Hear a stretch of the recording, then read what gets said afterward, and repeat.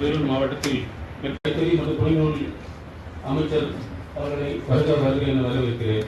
மற்றும் இந்த ஆய்வுக்கூட்டத்திற்கு முன்னிலை வைத்துக் கொண்டு நமது மதிப்பிற்குரிய மாவட்ட ஆட்சியர் அவர்களையும் வருகவையும் இங்கே வருகின்ற நமது மாவட்ட காவல் கண்காணிப்பாளர்களையும் மாவட்ட வெளி மாநிலங்கள் கொள்முதல் பண்ணாங்க. இப்ப உங்க பேரில் என்ன பண்ண போறீங்க? அந்த பேரில் என்ன பண்ண போறோம்? அந்த மாதிரி எல்லாம் கிடையாது. இங்க இருக்கிற நெசவாளர்கள்ட்ட கைத்தறி எவ்வளவு வச்சிருக்கிறாங்களோ அவங்க கிட்டையும், விசைத்தறி உரிமையாளர் அவங்க எவ்வளவு வச்சிருக்கிறாங்களோ சொசைட்டி மூலியமா அவங்க கிட்டையும், மீதி தேவைப்படுறது வந்து நம்ம பவர் லூம்ல இருக்கிற சொசைட்டி மெம்பர்ஸ் கிட்ட நம்ம எல்லா விஷயமும் இனிமேட்டு தமிழ்நாட்டில் இருக்கக்கூடிய விவசாயிகளாகட்டும் நெசவாளர்களாகட்டும் அவங்க பயன்பெறும் வகையில என்னென்ன செய்ய முடியுமோ இந்த அரசு நடவடிக்கை எடுக்கும்.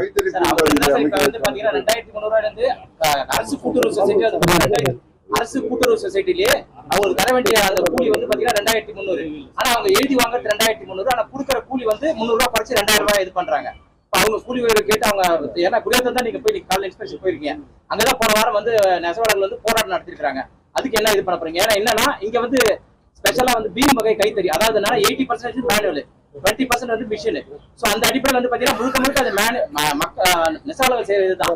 ஆனா அவங்க வந்து என்ன காரணம் காட்டுறாங்கன்னா அந்த மிஷின் செய்யற அந்த 20% ஒர்க்கை வச்சு அந்த 300 ரூபாய் இது பண்றாங்க. சோ அவங்க அந்த கூலி உயர்வை ஏன்னா அரசு கூட்டுறவு சொசைட்டியை குறைச்சு கொடுக்கும்போது தனியார் வந்து பாத்தீங்கன்னா அதை அரசு காரணம் காட்டி அவங்களுக்கு கூலி உயர்வை தடுக்கிறாங்க.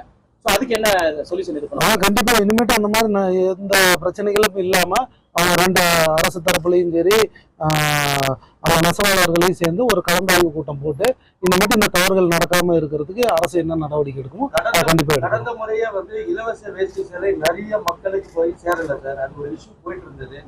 இப்போ உங்களுடைய புதிய ஆட்சியில அந்த மாதிரி எந்த இதுவும் வராதா? இல்ல இந்த ஆட்சியில அதே மாதிரி இருக்குமா? மக்களுக்கு போய் சேர எங்களுக்கு வந்து பாத்தீங்கன்னா ரெவன்யூல இருந்து எங்க டிபார்ட்மெண்ட்டுக்கு ஒரு கணக்கு எடுத்து கொடுத்துட்றாங்க. நாங்க அதை எடுத்து கூட்டுறவுத்துறை அவங்களுக்கு வந்து அதை நாங்க வந்து கொடுக்குற வரலும் தான் எங்களுடைய பொறுப்பு. அது நாங்க வந்து யாருக்கும் மக்களுக்கு நேரடியாக நாங்க டிஸ்ட்ரிபியூட் பண்ண போறதில்ல. எங்க துறைக்கு வந்து கவர்மெண்ட் ஆர்டர் கொடுக்குறாங்க, அந்த ஆர்டரை நாங்க வாங்கி அதை நாங்க தயார்படுத்தி அவங்களுக்கு நாங்க கொடுத்துட்றோம். டிஸ்ட்ரிபியூட் பண்றது அவங்க. ஸோ கடந்த காலங்களில் எப்படி இருந்துச்சுன்னு நமக்கு தெரியாது. இந்த வாட்டி அந்த துறை அமைச்சர் சொல்லி இருக்கிறாரு யார் யார் எந்தெந்த மக்கள் வாங்கலைங்கிறத நேரடியாக அவங்களுக்கு கொண்டு போய் சென்று தேடி கொண்டு போய் கொடுத்துடலாம் அப்படிங்கிற மாதிரி ஒரு தகவல் சொல்லி. நூல் விலை உயர்வு அதிகமா இருக்கு சார், அதனால திருப்பூர் பகுதியில் பின்னல் ஆடைகள் உற்பத்தி பாதிப்பு இருக்கு. இப்போ நீங்க அமைச்சராயிருக்கீங்க, அந்த நூல் விலை கட்டுப்பாடு அதுதான் இப்போ 11% அந்த ஜிஎஸ்டி வந்து 11%. ஆமா 11% அந்த கண்டிப்பா சொல்றது அதான் சொல்லிட்டு. அதனால அது விலை குறைஞ்சிருக்குது. ஸோ ஒரு எப்படி சொல்றது, அரசு தரப்புலயே இந்த மாதிரி பருத்தியை வாங்கி அதை தயார் பண்றதுக்கு என்ன வேலைகளோ அதை அரசு செய்யும். அதே மாதிரி வேலூர் மாவட்டத்தில் விவசாயிகள் நீண்ட நாள் கோரிக்கையான மேலாசம்பட்டு அணைக்கு வந்து அடிக்கல் நாட்டியிருக்காங்க. அது போன ஆட்சியில் நாட்டினாங்க. அந்த பணிகள் அப்படியே நிறுத்த வைக்கப்பட்டிருந்தது.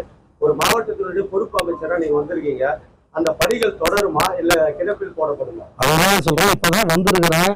ஒரே அதான் உண்மை நான் இல்லைன்னா சொல்ல வந்திருக்கிறோம். ஒவ்வொரு பிரச்சனையும் ஒவ்வொரு இஷ்யூவா கண்டிப்பா செய்யறதுக்காக தான் இந்த கவர்மெண்ட்டை ஃபார்ம் பண்ணி இருக்கிறாங்க. மக்கள் எங்களை நம்பி வாக்கு செலுத்தி இருக்கிறாங்க.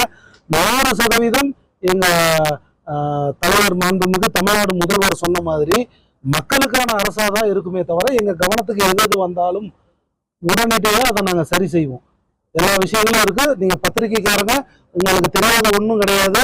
நீங்க நண்பர்களா எந்த தகவல் இருந்தாலும் எங்க கவனத்துக்கு கொண்டு வந்தீங்கன்னா அது மக்களுக்கு நல்ல விஷயங்கள் என்றால் உடனடியாக அதுக்கு என்னன்னு நாங்க காது கொடுத்து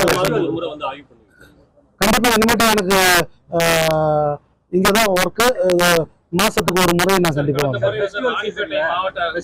ஃபெஸ்டிவல் சீசன்ஸ்ல நிறைய பொதுமக்கள் வந்து தனியார் கடைகள் தான் போறாங்க. கோஆப்டெக்ஸுக்கு வர்றதுக்கான அந்த இது அதுதான் இனிமேட்டு அந்த மார்க்கெட்டிங் சோசியல் மீடியா எல்லாமே சொல்லி மார்க்கெட்டிங் பண்ண சொல்லி இருக்கிறோம். இப்பதான் வந்திருக்கிறோம். ஒவ்வொரு இதா இப்ப வந்து இலவச வேட்டி சேலை, பொங்கலுக்கு உண்டான இலவச வேட்டி சேலை, அதுக்கு தேவையான அந்த வேலைகள் போயிட்டு இருக்குது.